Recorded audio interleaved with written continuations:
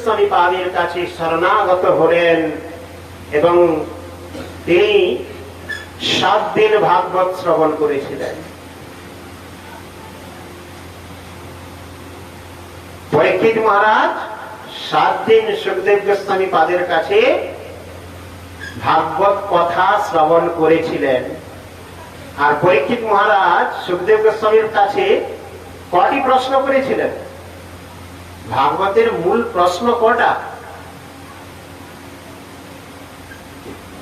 6টি প্রশ্ন। মানবের 1 নম্বর প্রশ্ন হচ্ছে মানবের ঐকান্তিক শ্রেয় কি। 2য় নম্বর প্রশ্ন ছিল আত্মার প্রসন্নতা কিসে হয়। 3য় নম্বর প্রশ্ন ছিল বাসুদেব চরিত। 4র্থ নম্বর প্রশ্ন ছিল অবতার কথা কি। 5ম নম্বর প্রশ্ন ছিল যশোবা লীলা কথা কিরূপ। আর সমাপ্ত বা 6ষ্ঠ নম্বর প্রশ্ন ছিল ভগবান শ্রীকৃষ্ণ অন্তর্ধান হলে ধর্ম কার শরণে থাকবেন। এই 6 প্রশ্নের উত্তর দিতে গিয়ে শ্রীমদ্ ভাগবত अनर्थ उपशमं साक्षात् भक्ति योगम अदत्तदे लोकस्य जानत व्यासस्य चक्रे साततं संहितायां जस्तं वै शृणोये कृष्ण परम पुरुषे भक्तिरुत्पद्यते पुंसां शोक मोह भयापरा। সেই শ্রীমদ্ ভাগবত 4 প্রসঙ্গে শ্রীমান মহাপ্রভু চৈতন্য ভাগবতে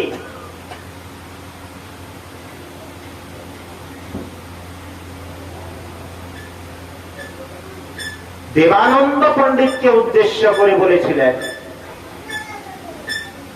এ বেটার ভাগবতে কোন অধিকার? গ্রন্থরূপে ভাগবত সাক্ষাৎ কৃষ্ণই অবতার। সবে পুরুষার্থ ভক্তি ভাগবতে হয়, প্রেম রূপ ভাগবত 4 বেদে কয়। 4 বেদ দধি নবনীত ভাগবত মথিলেন সুখে খাইলেন পরীক্ষিত। কি সুন্দর তত্ত্ব কথা। ভাগবত শ্রবণ কীর্তনের অধিকার এত সহজ নয়। আমরা সবাই ভাগবত শ্রবণ করতে চাই। ভাগবতের প্রথম স্কন্ধের প্রথম অধ্যায়ের 3য় নম্বর শ্লোকে বলেছেন ভাগবত শ্রবণ করার অধিকারী কে।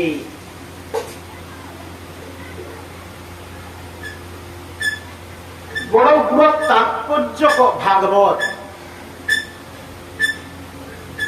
সর্ব বেদ উপনিষদকে মন্থন করে দধি যেটা,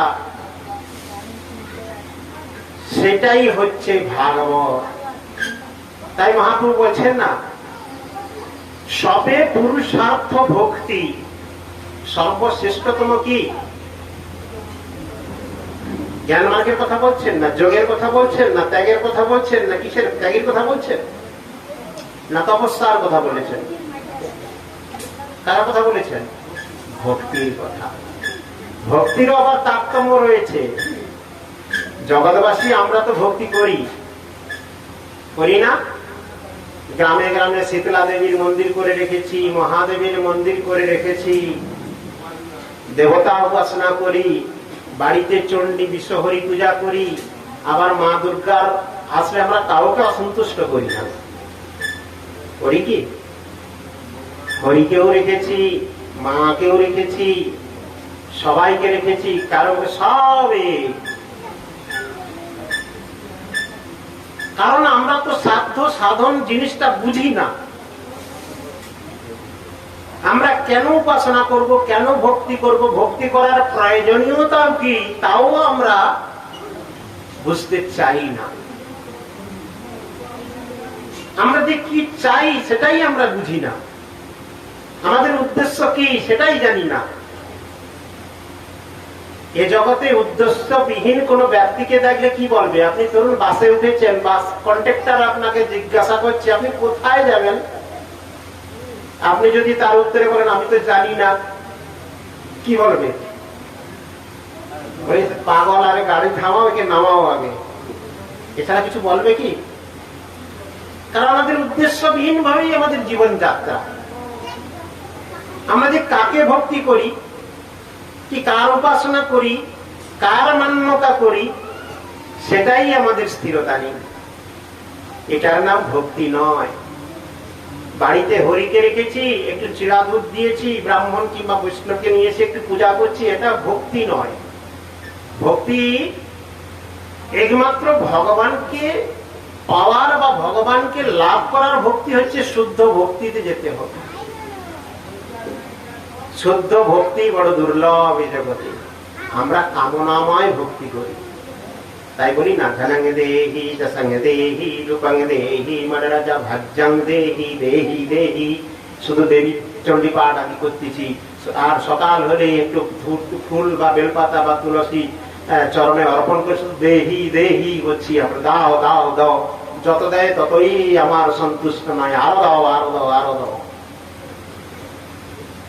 দিনে দিনে উত্তরোত্তর আমাদের কামনা বৃদ্ধি প্রাপ্ত হচ্ছে। কোন ব্যক্তি আছে যিনি বলবেন যে আমি এখানেই সন্তুষ্টতা আছি? ভেবে দেখুন, আছে কি কেউ? যেদিন পেট ভর্তি খেতে পাই না, তখন ভাবছিলাম একটু ভালো মন্দ খাওয়ার পেলেই ভালো। তা যখন হলো ভগবত ইচ্ছায়, তখন বলে একটা বাসস্থান হলে ভালো হতো। বাসস্থান হলো, আর তার বাড়িতে 4 চাকা গাড়ি দাঁড়িয়েছে, পাথর বসানো ঘর, আমার হবে কবে?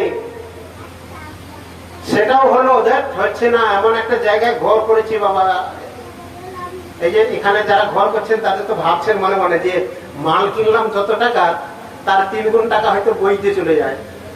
ইট বালি সিমেন্ট বইতে যায় না, যে রাস্তার অবস্থা, যে ভিতরসাই, মনে হয় অনেক বেশি টাকা চলে যায় এই কনস্ট্রাকশনের মানে সমস্ত সামগ্রী বহন করার জন্য।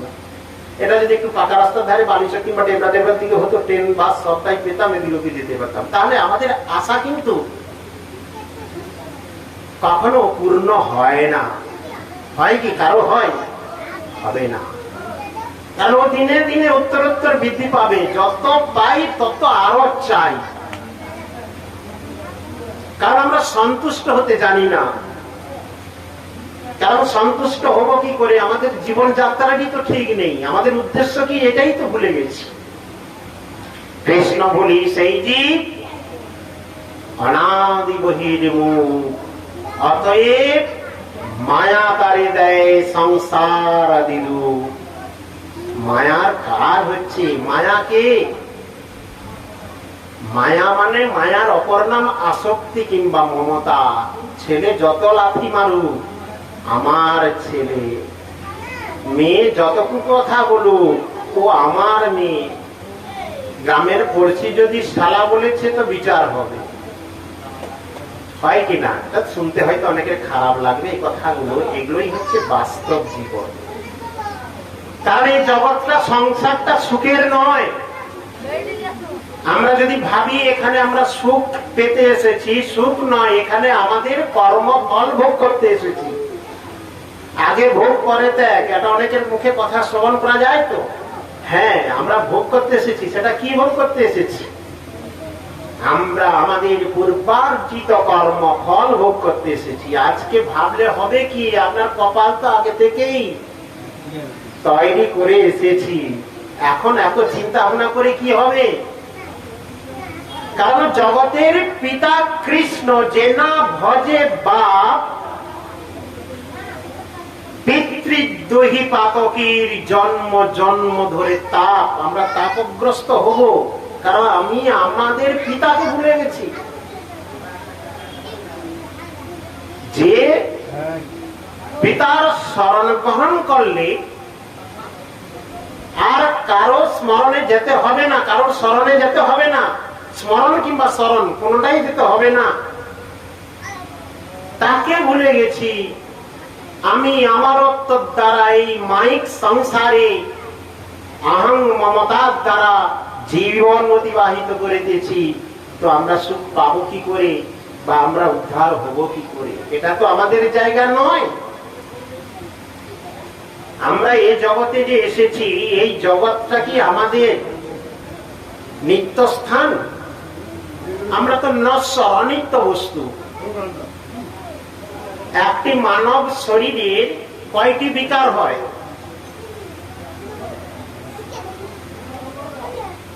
মানুষের 6টি বিকার। জন্ম হলো,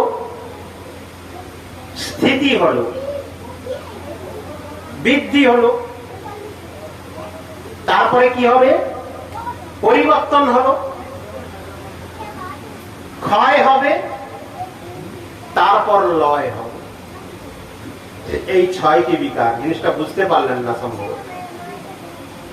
আমাদের জন্ম হয়েছে, তো জন্ম হওয়ার সঙ্গে সঙ্গে তো মারা যায়নি কর্মফল অনুযায়ী, আমরা বেঁচে আছি।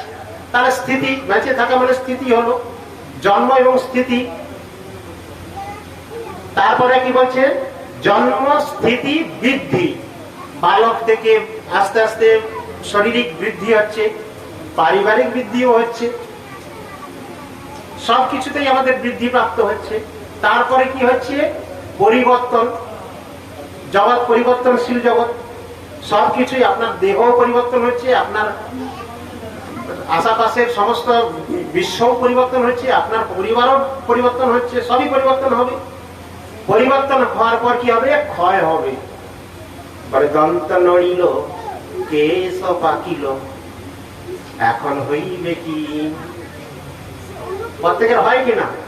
বার্ধক্য আসে তো, একটা একটা সব শরীরকে প্রতিকূলের দিকে ঠেলে দিয়ে চলে যাচ্ছে। আজকে যে রূপের আমার অহংকার, যৌবনের অহংকার, সে তো বেশি দিন থাকবে না। তাহলে এটাকে বলা হলো ক্ষয়। পরিবর্তনের পর ক্ষয় হবে, মানে বার্ধক্য এসে যাবে। তারপর কি হবে? বলা হরি হরি বল। সমস্ত কিছু ছেড়ে কমল দল জল জীবন টলমল। আমাদের জীবনটা পদ্ম পাতায় জলের ন্যায়।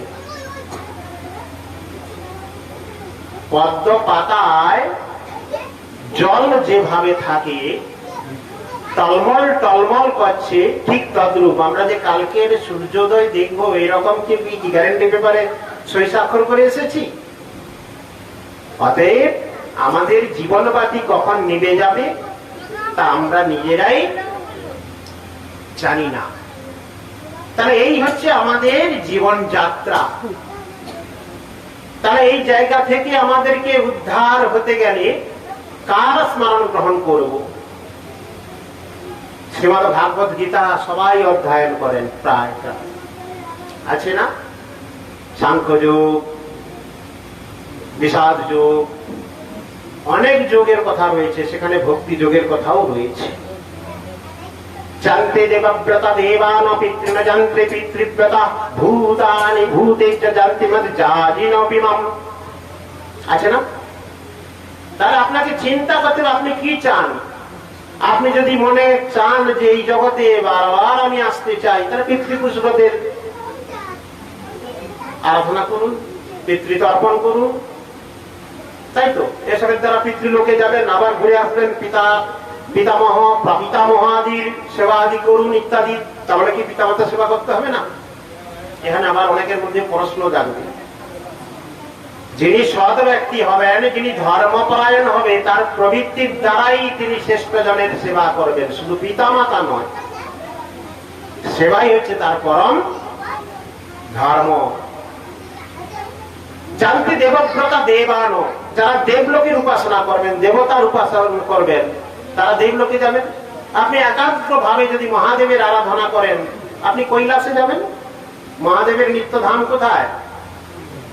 কৈলাস। পিতামহ ব্রহ্মার যদি উপাসনা করেন, কোথায় যাবেন? সত্যলোকে যাবেন। আবার আপনার ক্ষয় শেষ হলে আবার পুনরায় এখানে আবির্ভাব হতে হবে, মানে জন্মগ্রহণ করতে হবে। মাঠে খাটাখাটনি করে অনেক অর্থ উপার্জন করেছেন, সেই অর্থে প্লেনে টিকিট কেটে একটু ভ্রমণে গেলেন। অর্থ যতক্ষণ আছেন ভ্রমণ করলেন, হোটেল ভাড়া করলেন, অনেক খাওয়া দাওয়া করলেন, অর্থ শেষ, পুনরায় পুনর্বসিকা ভব। আবার উপার্জনের জন্য আপনার যে জায়গা সেখানকে আসতে হবে। তা আমরা ধর্ম কর্ম করে অনেক স্বীকৃতি অর্জন না করে পূর্ণ সঞ্চয় করলাম। এখানে অনেক তত্ত্ব রয়েছে, মানে অল্প সময়ের মধ্যে কোন দিক বলবো আর কোন দিক না বলবো। জগৎবাসী পাপ পুণ্য নিয়েই ব্যস্ত, আবার পারমার্থিক জগৎ হচ্ছে স্বীকৃতি অপরাধ নিয়ে ব্যস্ত। এর যথার্থ ব্যাখ্যা বা জানার প্রয়োজনীয়তা আছে। জগতে পাপ পুণ্যের বিচার হয়, পারমার্থিক জগতে হচ্ছে স্বীকৃতি আর অপরাধ। হরিকথা শ্রবণটা কিন্তু স্বীকৃতির প্রভাবে হয়। যারা হরিকথা শ্রবণ করতে এসেছেন বা আসার ইচ্ছা প্রকাশ করেছেন, তাদের কিঞ্চিত হলেও পূর্বার্জিত স্বীকৃতি রয়েছে। যে ভক্তির কথা বলা হয়, ভক্তি কোথায় পাওয়া যায়? আপনি কোথায় পাবেন ভক্তি? জগতের তো সকাম ভক্তিতেই ব্যস্ত সবাই, নিষ্কাম ভক্তি কোথায় পাওয়া যায়? আবার ভক্তির শ্রেষ্ঠ উচ্চতম ভক্তি, কেবলা ভক্তি, উত্তমা ভক্তি, এসব ভক্তি তো আমরা জানি না। জানি কি? মহাপ্রভু চৈতন্য মহাপ্রভু তিনি অষ্টটা মহাপ্রভুর মুখনিষ্ঠিত শাস্ত্র একমাত্র তিনি কি বলেছেন? শিক্ষাষ্টক, 8টা শ্লোকের দ্বারা তিনি শিক্ষা প্রদান করেছেন। 8টা শ্লোকের দ্বারা। তার মধ্যে তিনি 3য় নম্বর শ্লোকে কি বলেছেন? নধনং নদনং ন সুন্দরীং কবিতাং প্রজগদীশ কাময়ী মম জন্মনি জন্মনি স্বরভবতাৎ ভক্তি অহেতুকীর্তয়ী। তিনি অহেতুকী ভক্তির হেতু, অহেতুকী ভক্তির কথা বলেছেন মহাপ্রভু। চৈতন্য মহাপ্রভু কলিযুগ পাবন অবতারী শ্রী ভগবান শ্রী গৌরসুন্দর, তিনি যে তত্ত্ব নিদর্শন দিয়েছেন, যে পথ প্রদর্শন করেছেন, সেখানে কেবলমাত্র অহেতুকী ভক্তির কথা বলেছে। অহেতুকী মানে কি? অহেতুকী মানে কি বলছে? যেখানে কোনো হেতু বা বিনিময় থাকবে না। আমার বাড়িতে প্রচুর বেগুন হয়েছে, পাশের বাড়িতে কিছু কফি হয়েছে, আমি মনে মনে আশা করছি আমি যদি বেগুন কিছু ওকে দিই, ওর বাড়ির কফিটা পাওয়া যাবে। তাই আশা করে কিছু সবজি আদি তাকে দিচ্ছে, মনে মনে কিন্তু মরকট বৈরাগ্য যাকে বলে আর কি। চিন্তা করছে ওর বাড়ি কফিটা দিলে ভালো, না হলে তো মনের মধ্যে ক্রোধের সৃষ্টি হলো। এটাকে কি বলা হয়? কামনাময় ভাবে। তাহলে এখানে আশাহি পরম দুঃখম নৈরাশ্যং পরম সুখম। আশা করে কিছু করলে সেটা দুঃখ প্রদানকারী হয়। তা ভগবানের কাছে আশা করে আমরা মানসিক পরিমাণে আশা করি নাকি? মানসিক মানে আরো কি বলছে শাস্ত্র? জগৎবাসী মানসিক করে তো দেব দেবীর কাছে, আমার ছেলের চাকরিটা হয়ে যাক, ধাম করে আমি আপনার এই পূজা অর্চনা দেব, না হলে পূজার কোনো প্রশ্নই নেই। এক প্রকার আপনি আমার ঘরে খাটাখাটনি করুন, পরে পারিশ্রমিকটা দেব। শুনতে খারাপ লাগলে এটাই হচ্ছে বাস্তব। তাই আনন্দে গ্রামে গরু হারিয়ে গেছে, মাঠে গরু খুঁজে পাচ্ছি না, তখন বুড়ো মহাদেবের কথা মনে হয়েছে। মহাদেব, গরুটা যদি খুঁজে পাই তো ডাব দুধ দিয়ে তোমাকে একটু পূজা দেব, না হলে নেই। এইভাবে ভক্তিটা সকাম ভক্তি, এগুলো নিষ্কাম ভক্তি নয়। কিন্তু মহাপ্রভু শিক্ষা দিয়েছেন অহেতুকী ভক্তির কথা বলেছেন। সেখানে হেতু কিংবা কোনো বিনিময় থাকবে না। এরকম ভক্তি করতে হবে ভগবানকে লাভ করতে গেলে, মঙ্গল বিধান করতে গেলে। তাহলে আগে আমাকে কার আরাধনা করব এটা স্থির করতে হবে। কার স্মরণ গ্রহণ করলে বা কার স্মরণে গেলে আমাকে আর কারো কাছে যেতে হবে না, সে বিষয়ে শাস্ত্র কি বলেছেন?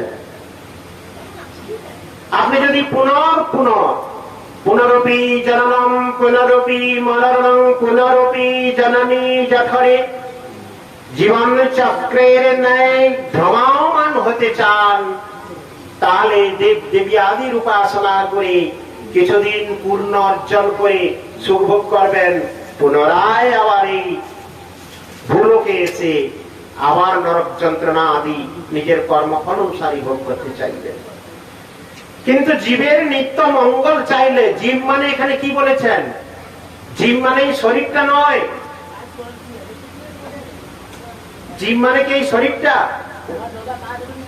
জীবকে পাঁচটা ভাগে ভাগ করা হয়েছে, সংকুচিত, আচ্ছাদিত, মুকুলিত, বিকশিত, পূর্ণ বিকশিত। বেশি তত্ত্ব কথায় যাব না, আপনারা বুঝে উঠতে পারবেন না। জীব মানে জীব আত্মা, আমাদের মধ্যে যিনি চেতন শক্তি যেটা রয়েছে, আত্মা যেটা অবিন্যাস্ত নশ্বর বস্তু,